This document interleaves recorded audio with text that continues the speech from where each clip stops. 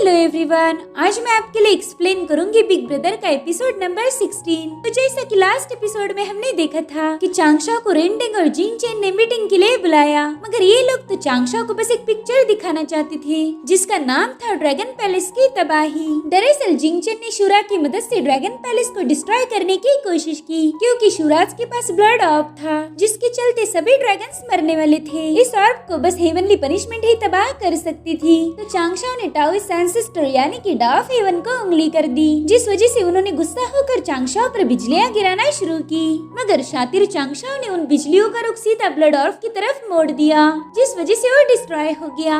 अब आगे तो इस वीडियो शुरू करने से पहला मैं आपको एक सीरीज के बारे में बताना चाहती हूँ जिसका नाम है मॉर्टल्स जर्नी टू इमॉर्टैलिटी। इस सीरीज को एक्सप्लेन करने के लिए मुझे कई सारे कमेंट्स आए थे, तो आपकी फरमाइश को पूरा करते हुए हमने इस सीरीज को शुरू कर दिया है। स्टार्टिंग में आपको इसकी कहानी थोड़ी सी स्लो लग सकती है, लेकिन मैं आपसे दरख्वास्त करूंगी कि आप इसे आखिर तक जरूर देखें, जिसके बाद तो मैं यकीन से कह सकती हूँ कि आप इसे रेजिस्ट नहीं कर सकते। वेल, ये सीरीज मेरी भी फेवरेट बन चुकी है, सो इसका लिंक आपको डिस्क्रिप्शन में मिल जाएगा, आप वहाँ से चेकआउट कर सकते हैं। तो चलो अब बिग ब्रदर को स्टार्ट करते हैं। तो इस एपिसोड की शुरुआत भी उसी जंग से होती है जहाँ से शूरा दुम दबाकर भाग रहे थे, मगर ड्रैगन की आर्मी उनका पीछा करना शुरू कर देती है। वो शूराज को चुन चुन के मार रहे थे। वहीं पर हम चांगशा को देखते हैं जो एक खोपचे में छुपा हुआ था। वो कह रहा था कि अच्छा हुआ इमॉर्टैलिटी पनिशमेंट ने उस ब्लडी ऑर्ब को डिस्ट्रॉय किया, तो चलो अब मेरा काम तो खत्म हुआ। अब मेरी ट्रू फॉर्म ने घर वापस जाना चाहिए, यहाँ रुक के मैं बेवजह मरना नहीं चाहता।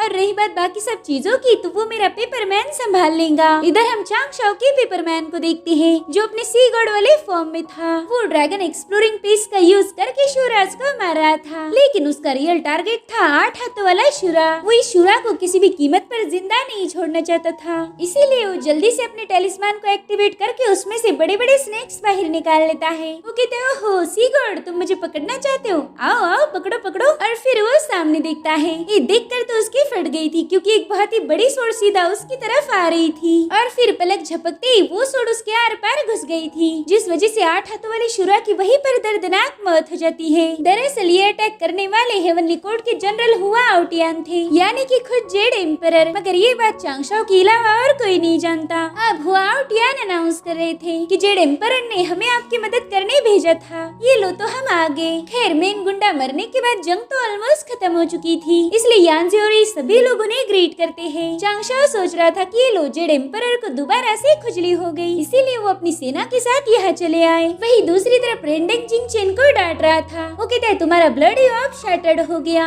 और तुम्हारी शूरा की आर्मी का हेवनली कोर्ट ने नामो निशान मिटा दिया। जिंग चेन, आज तुमने सी गॉड और ड्रैगन पैलेस को तबाह करने का पूरा ट्रैप बिछाया था, मगर अफसोस तुम्हारा ये प्लान पूरी तरह से फेल हो गया, जिस वजह से जिंग चेन को तो बहुत ज्यादा गुस्सा आ रहा था, क्योंकि रेंडिंग उसकी घाव पर नमक रगड़ रहा था। तो अब जिंग चेन उनसे कह रहा था कि अभी तक मेरा और सी गॉड का हिसाब क्लियर नहीं हुआ, मैंने अभी तक मेरा आखिरी दाव नहीं खेला, इसीलिए आप इस जंग का अभी से फैसला नहीं कर सकते हो। जिसके बाद हमें ड्रैगन पैलेस का सीन दिखाया जाता है, जहाँ पर ड्रैगन एम्परर हुआ आउटियान और चांगशा का शुक्रिया अदा कर रहे थे। वो कहते जनरल हुआ और सी गॉड, आपने एक बार फिर से हमारे ड्रैगन पैलेस की मदद की है, आपकी वजह से ही हम शूराज को हरा पाए, इसलिए ड्रैगन पैलेस हेवनली कोर्ट का ये एहसान कभी नहीं भूलेगा। जिस पर हुआ आउटियान कह रहे थे कि ये तो हमारा फर्ज था, और अब ये कुछ शूराज जिंदा बचे हैं, मैं इन्हें जेड एम्परर के पास ले जाना चाहता हूँ ताकि वही इनका फैसला करे। और तभी वहाँ पर मेरिट की लाइट फ्लो होना शुरू हो जाती है। हेवनली कोर्ट ने कई सारे लोगों को मेरिट बांट दी, और तभी हमें चांगशा का पर्सनल अकाउंट दिखाया जाता है। उसकी तो बल्ले बल्ले हो गई थी, जिस वजह से चांगशा की खुशी तो 7वें आसमान पर पहुँच गई। अब ये लोग ड्रैगन पैलेस से वापस जा ही रहे थे कि तभी रास्ते में हुआ आउटियान चांगशा से कहते हैं सी गॉड, पिछली बार भी सी डीमंस ने फोर्सेस आइज को सीज करने की कोशिश की, और इस बार शूराज ने ड्रैगन पैलेस पर अटैक कर दिया। तुमने लास्ट टाइम मुझे बताया था कि जीफांग टाओइज्म हेवनली कोर्ट और ड्रैगन पैलेस को अलग करना चाहता है, और अगर वो इस कोशिश में नाकाम हो गए तो ड्रैगन्स को खत्म कर देंगे। अब मुझे फील होता है कि तुम्हारी कई सारी बातें सच है। जिस पर सी गॉड कह रहा था कि ड्रैगन्स पर तो हमेशा खतरा मंडराता रहता है, लेकिन उनकी किस्मत अच्छी है कि वो आपके प्रोटेक्शन के अंडर है। हेवनली कोड उन्हें हर एक मुसीबत से बचाता आया है। अब चांगशाओ दिल में सोच रहा था कि इस बार तो ड्रैगन्स बच गए, बस हेवनली कोड को अब इन बचे कुछ शुराज के साथ डील करनी होगी। मेरे ख्याल से अब कुछ टाइम तक सब कुछ शांत रहेगा। मगर तभी वहाँ पर बड़े बड़े ब्लास्ट होना शुरू हो जाते हैं। चांगशाओ तो ये देखकर बहुत ज्यादा डर जाता है। वो सोच रहा था कि पता नहीं अब ये अटैक किसने किया होगा। और तभी उनके सामने एक बहुत विशाल परिंदा आ जाता है। उसकी पूरी बॉडी से आग रिलीज हो रही थी। उस परिंदे को देखकर चांगशाओ हमें बताता है कि जब पांगू की मौत हुई तब उसके लेफ्ट साइड की आंख सन में बदल गई और फिर उसी आंख से ये परिंदा यानी कि गोल्डन क्रो तैयार हुआ। जब डीमंस और विचेस की ग्रेट वॉर हुई थी तब हजारों डीमन क्लैंस बुझाओ माउंटेन पर इकट्ठा हो गए ताकि वो सब मिलकर एंशिएंट डीमन कोर्ट को एस्टेब्लिश कर पाए। उस समय पर ये गोल्डन क्रोज डीमन क्लैन को लीड किया करते थे, लेकिन ग्रेट वॉर खत्म होने के बाद डीमन कोर्ट को भी हराया गया। बुझाओ माउंटेन से डीमन कोर्ट को हटाकर वहाँ पर हेवनली कोर्ट बनाया गया और तभी से गोल्डन क्रोज गायब हो गए। उन्हें आज तक किसी ने नहीं देखा था, तो फिर आज यहाँ पर अचानक कैसे पहुँच गए? और तब तक गोल्डन क्रोज ने इन लोगों पर सूरज की फ्लेम से अटैक करना शुरू कर दिया। ये जो गोल गोल गोल्डन कलर के बॉल्स थे इन्हें फ्लेम ऑफ द सन कहा जाता था। तो अब ये लोग उस सूरज की फ्लेम्स पर अटैक करना शुरू कर देते हैं। सी गॉड एरी क्रिएट करते हुए बता रहा था कि मैंने आज तक गोल्डन क्रो का कभी सामना नहीं किया, इसलिए मुझे नहीं पता कि इसे कैसे हराया जाए। इधर गोल्डन क्रो न जाने कितने ही सिपाहियों को अपनी आग में झुलसाकर मार रहा था। उस गोल्डन क्रो की फ्लेम्स इतनी ज्यादा पावरफुल थी जो पहाड़ों को भी काट देती है। चांगशाओ भी उसके आगे थोड़ा सा फीका पड़ गया था, इसलिए वो गुस्से में कहता है कि तुम जो कोई भी हो सामने आ जाओ। अगर तुम में जरा सा भी दम है तो कायरो जैसा छुपकर वार मत करो। तो दूसरी साइड से चांगशाओ को आवाज आती है। वो कहता है कि तुमने डीप सी डीमन को स्लॉटर किया, साथ ही आज तुमने शूरा को भी मरवा दिया। सी गॉड बताओ तुम्हारी इतनी हिम्मत कैसे हुई? और फिर वहाँ पर सी गॉड का जानी दुश्मन यानी कि डीमन प्रिंस लुया पहुँच जाता है। वो कह रहा था सी गॉड तुम खुद को डीमन कोर्ट से ऊपर कैसे समझ सकते हो? अब लुया को वहाँ देखकर रेंडिंग और जिंग चेन के होश उड़ जाते हैं। जिंग चेन कह रहा था कि जब डीमन कोर्ट बर्बाद हुआ उसी वक्त से लुया गायब हो चुका था। मुझे तो लगा ही नहीं था कि ये अभी तक जिंदा होगा। सी गॉड सोचता है कि यही बंदा आगे चल के जाओ कॉन्गमिंग को खत्म कर देगा और इसी का रियल फॉर्म है वो गोल्डन क्रो। इधर लुया अपने पावर्स का हल्का सा यूज करके इन सभी को उड़ा रहा था। दरअसल लुया के पास रेड गोल्ड और व्हाइट लाइट का ट्रेजर था। वेल ये एक इमॉर्टल वेपन है जो ओपन हो के सीधा सी गॉड पर अटैक करने आ जाता है, लेकिन ऐसा पता चलता है कि वो सी गॉड को नहीं बल्कि जेड एम्परर को खत्म करना चाहता था। इस व्हाइट लाइट ने उनकी प्रिमोर्डियल स्पिरिट और स्पिरिचुअल एनर्जी को सील कर दिया था। ये देखकर चांगशाओ सोचता है कि कुछ समय पहले ही लुया और मेरा मुकाबला हुआ। उस वक्त लुया मुझे खत्म करना चाहता था, लेकिन आज उसका टारगेट मैं नहीं बल्कि खुद जेड एम्परर है। इधर लुया ने अपने रेड गॉड को हुक्म दिया था कि जाओ बीबी और इस बंदे को खत्म करो। दरअसल वो immortal slashing flying blade create कर रहा था और इससे जेड एम्परर आसानी से मारे जा सकते थे, क्योंकि ये ब्लेड प्रिमोर्डियल स्पिरिट को एक ही झटके में डिस्ट्रॉय कर सकती है। इसलिए चांगशाओ अपने सारे पेपरमैन को वहाँ पर बुला लेता है। अब वो सभी फॉर्म जाकर लुया पर हमला करने की कोशिश करते हैं, लेकिन लुया की पावरफुल एनर्जी से वो सभी पेपरमैन डिस्ट्रॉय हो गए थे। उनमें से बस सी गॉड बच गया। वो देखता है कि लुया अब जेड एम्परर को खत्म करने वाला है। ऐसा हुआ तो चांगशाओ के पाप इतने बढ़ जाएंगे कि वो हजारों जन्म लेके भी उन पापों का हिसाब नहीं चुकता कर पाएगा। इधर लुया ने अपनी चुटकी बजाकर जेड एम्परर पर फाइनल अटैक कर दिया, मगर तभी चांगशाओ का पेपरमैन बीच में आ जाता है। उस अटैक की हिट होते ही चांगशाओ का पेपरमैन टुकड़े बनके राख हो गया और इसी मोमेंट पर चांगशाओ को कुछ पुरानी बातें याद आती है। वो देखता है कि लुया ने उसके मास्टर को खत्म कर दिया, मगर उस वक्त दावा फेवन ने समय के पहिए को घुमा दिया। साथ ही उन्होंने चांगशाओ की यादों से इस मोमेंट को हटा दिया। इधर हुआ आउटियन गुस्से में लुया से कह रहे थे कि तुम्हारी हिम्मत कैसे हुई हेवनली कोर्ट के सी गॉड को खत्म करने की, मगर उन्हें क्या ही पता कि ये तो पेपरमैन था। और तब तक वहाँ पर चांगशाओ का दूसरा पेपरमैन पहुँच जाता है। वो लुया से कह रहा था कि हेवनली कोर्ट को टाओइस्ट एंसेस्टर ने एस्टेब्लिश किया है। तो लुया अगर तुम हेवनली कोर्ट पर अटैक करोगे इसका मतलब तुमने सीधा डाव ऑफ हेवन को चैलेंज किया है। क्या तुम्हें वाकई लगता है कि इस हरकत के बाद डाव ऑफ हेवन तुम्हें जिंदा छोड़ेंगे? जिस पर लुया कह रहा था कि अरे तुम तो अभी मरने वाले हो, तो फालतू की बातें करके अपनी एनर्जी जाया मत करो। जिसके बाद वो सी गॉड पर अटैक करने के लिए रेडी होता है। तब तक जेड एम्परर ने अपने हेवी सोर्ड को समन कर लिया था। उनकी हेवी सोर्ड लुया के अटैक को डिस्ट्रॉय कर रही थी, लेकिन यहाँ पर हमें पता चलता है कि लुया तो जेड एम्परर से भी बहुत ज्यादा पावरफुल है। लुया उन्हीं की सोर्ड से उन्हें पीछे ढकेल रहा था। चांगशाओ हमें बता रहा था कि इसका गोल्डन क्रो इतना ज्यादा पावरफुल है कि वो थोड़े ही दिनों में एक सेज बन जाएगा। अब चांगशाओ एक शील्ड बनाकर उसके अटैक को रोकने की कोशिश करता है, मगर गोल्डन क्रो ने एक ही झटके में उसकी शील्ड को डिस्ट्रॉय कर दिया।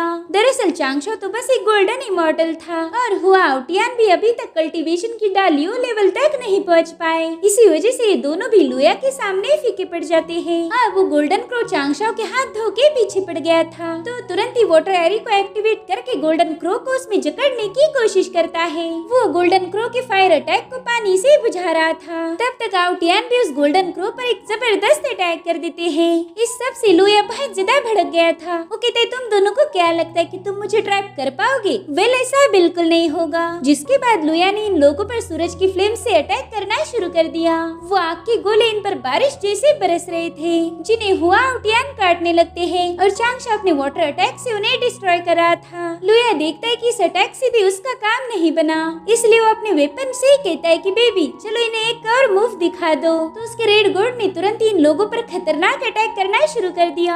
अब तो सी गॉड और हाउटियान भी उसके आग की चपेट में आ गए थे। सी गॉड देखता है कि लुया अब जेड एम्परर को मारने के एकदम करीब था और उसे पता था कि वो अब उन्हें बचा नहीं पाएगा। मगर तभी डॉ ऑफ हेवन इसमें इंटरफेयर करते हैं। उन्होंने समय को वहीं पर रोक दिया था। वो अपनी खतरनाक पावर्स का यूज करके लुया के अटैक को डिस्ट्रॉय कर देते हैं, जिसके बाद इन सभी को डॉ ऑफ हेवन की आवाज आती है। वो कह रही थी कि दुनिया बनती है और मिटती है, सबकी अपनी अपनी तकदीरें हैं और उसी राह पर तुम्हें आगे चलना होगा। इसलिए लुया तुम तकदीर के खिलाफ नहीं जा सकते।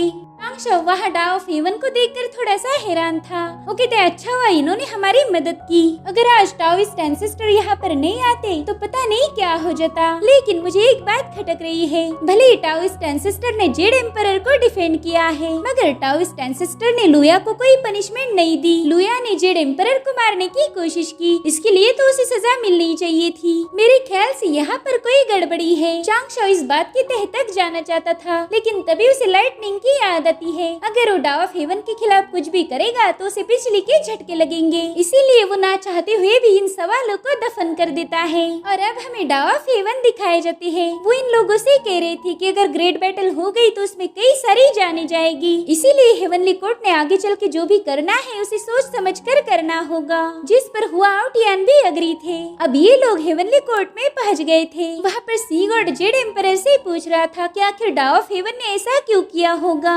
उन्होंने लुया को कोई पनिशमेंट नहीं दी और हमें कहा कि हमने संभाल कर रहना चाहिए। तो जेड एम्परर उसे एक कहानी बताते हैं। वो कहते हैं कि हजारों सालों पहले ड्रैगन और फिनिक्स बर्ड्स में जंग हुई। इन दोनों ने प्रिमोर्डियल दुनिया को तबाह कर दिया था। तो इस प्रिमोर्डियल दुनिया और डॉ ऑफ हेवन को प्रोटेक्ट करने के लिए डॉ ऑफ हेवन ने खुद को इंटीग्रेट किया और तभी से वो डॉ ऑफ हेवन बन गए। इस दुनिया में जितने भी क्रीचर रहते हैं वो सभी उनके लिए इक्वल है, इसलिए वो जस्टिस देते हुए काफी केयरफुल रह के काम करते हैं। वो नहीं चाहते कि हम लुया को खत्म करें, वो चाहते हैं कि इस दुनिया का बैलेंस बना रहे, इसमें हम सभी प्यार से रहे। जिस पर सी गॉड उन्हें एक और सवाल पूछता है कि हमारे डॉ ऑफ हेवन क्या हुआन युआन रन तक नहीं पहुंच पाए थे, क्योंकि मैंने सुना है कि पांगु उनसे थोड़ा ज्यादा पावरफुल था। तो जेड एम्परर उसे बताते कि सेंट पांगु ने केओस से ये दुनिया बनाई। डॉ ऑफ हेवन भी इसी केओस वाली दुनिया में पैदा हुए। उन्होंने कल्टीवेशन तो बहुत किया, मगर वो कभी भी पांगु से आगे वाली कल्टीवेशन लेवल को अचीव नहीं कर पाए, इसीलिए डॉ ऑफ हेवन पांगु की पावर्स के आगे थोड़ा सा कमजोर थे। लेकिन हमें अब उससे कोई मतलब नहीं, क्योंकि डॉ ऑफ हेवन ही हमारे एंसेस्टर है और वही हमारे 6 सेजेस के मास्टर है। चांगशो कह रहा था कि भले ये 6 सेजेस टाओइस्ट एंसेस्टर को फॉलो करते हैं, मगर ये लोग एक दूसरे से काफी ज्यादा अलग है। एग्जाम्पल के लिए ज़ीफांग के सेजेस ही लीजिए, उन्होंने हमारे हेवनली कोर्ट को परेशान करने के लिए न जाने कितनी ही प्लानिंग की, मगर हमारी किस्मत अच्छी है कि सेंट टाइचिंग हमारे हेवनली कोर्ट को प्रोटेक्ट करते हैं और वही आज तक के सबसे पावरफुल सेज भी है। जिसके बाद वहाँ पर अपने कार्ड समन कर लेता है। जेड एम्परर उससे पूछते किसी गॉड ये सब क्या है, तो कहता है एम्परर ये है मेरा माइंड मैप। जब मैं ज्यादा सोचता हूँ तब मैं इन कार्ड की मदद से अपने थॉट्स को ऑर्गेनाइज करता हूँ। ये सुनकर जेड एम्परर हंसते हैं। वो कहते पता नहीं तुम्हारे पास कितने ऐसे खुरापती आइडियाज हैं, और फिर वो उन कार्ड्स को गौर से देखने लगते हैं। वो कहते हैं कि हमारे सेंट टाइचिंग टुशिता पैलेस में अपने लाव जून वाले फॉर्म में है और ये हमारे हेवनली कोर्ट को पूरी तरह से सपोर्ट करते हैं। जिसके बाद बाद वो चान और जाई टाओइज्म के दोनों सेंट को इकट्ठा करते हैं, जिनमें से एक है युआनशी बुद्धा और दूसरे है टोंगशियान। भले ये दोनों सेंट आइचिंग की बहुत इज्जत करते हैं, मगर हेवनली कोर्ट से ये ज्यादा कनेक्टेड नहीं। और अब ये है जीफंग टाओइज्म के दोनों सेज, ये तो हमारे हेवनली कोर्ट के पक्के दुश्मन बन चुके हैं। ये दोनों बस हमारे खिलाफ साजिशें करने में लगे हुए थे। हम लोग ड्रैगन्स को अपनी हेवनली कोर्ट की साइड लाना चाहते हैं, मगर ये लोग तो ड्रैगन को ही तबाह करने पर तुले हुए हैं। और रही बात मदर नुआ की, तो वो तो हमेशा अपने दरवाजे बंद करके प्रैक्टिस करती रहती है। अब वो किसकी साइड में है ये बात मुझे भी पता नहीं। वो हमारे भी साइड हो सकती है या फिर जीफंग टाओइज्म को भी सपोर्ट कर सकती है। तभी चांगशा उनसे कहता है कि चान टाओइज्म का रेंडिंग भी अब जीफंग टाओइज्म की तरफ हो चुका है। इट मीन्स कि वो भी हेवनली कोर्ट के खिलाफ है। और ड्रैगन पैलेस पर जिन शुराज ने अटैक किया था, तो इस अटैक के पीछे भी जीफंग टाओइज्म है। तो जेड एम्परर चांगशा से पूछ रहे थे कि आखिर ये शुराज जीफंग टाओइज्म के साथ क्यों मिल गए, जिस पर चांगशा कहता है कि इसका जवाब तो मेरे पास भी नहीं है। शुराज हजारों सालों से विचिस के साथ फाइट कर रहे हैं, मगर अभी भी शुराज ने हार नहीं मानी। और इसका सीधा मतलब ये है कि जीफंग टाओइज्म उन्हें सपोर्ट करता आया है।